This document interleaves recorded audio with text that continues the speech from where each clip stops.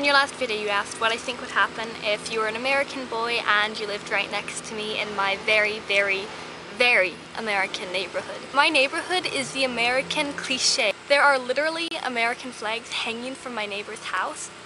They have different American paraphernalia everywhere. They like barbecuing and listening to country music. Really, really big on Independence Day, like 4th of July, just really, really massive about that. So here I am, the slightly iconoclastic vegetarian girl amidst all these very, very suburban, very, very American people.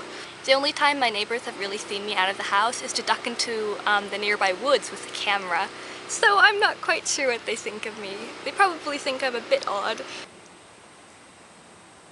A little while ago there was someone mowing their lawn, and so there was a lot of kind of background noise, and now I'm in a totally silent forest, and so I feel really, really awkward talking to my camera, and so my volume for the rest of this video might be kind of low.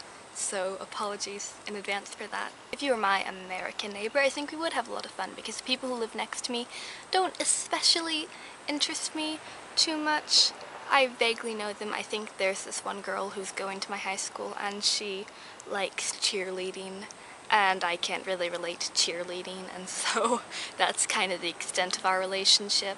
I'm pretty sure we would be friends, considering you're theoretically American. Considering your age, we would be in the same grade, and so we'd have classes together and everything, and so I'd probably know you from classes. I think that we'd be good friends, and it would be nice because I do have a lot of friends at school, but I don't have a lot of friends that live really, really close to me. If you live next to me, we can make YouTube videos together in an abandoned forest, because I don't know a lot of people that would make YouTube videos with me in an abandoned forest. I don't completely know if you would either, but I don't know, you seem like the kind of person that would say yes to going into an abandoned forest to make YouTube videos, but I don't know, maybe I'm judging you by your YouTube persona. I don't know how rambly I've been. I'm assuming when I edit this I'm just going to be shaking my head. I feel very weird right here because I'm kind of worried that my neighbors will be hearing this, which is just really awkward, and so I'm not sure how coherent I've been.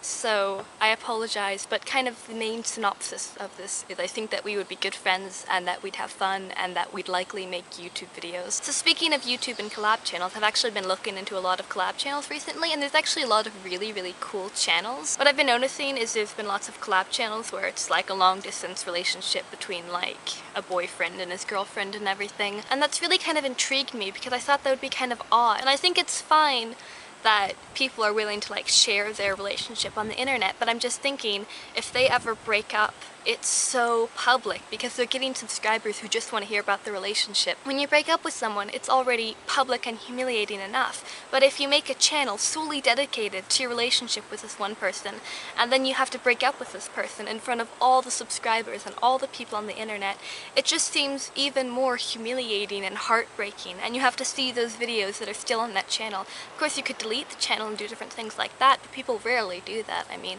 they often keep the channel in place, and it's just kind of this weird ghost of their relationship. I have told a few of my friends about the collab channel just because it kind of enters general conversation, and the first thing they always ask is, so are you guys dating? I thought that was slightly odd because it seemed like every single person, that was their very first response.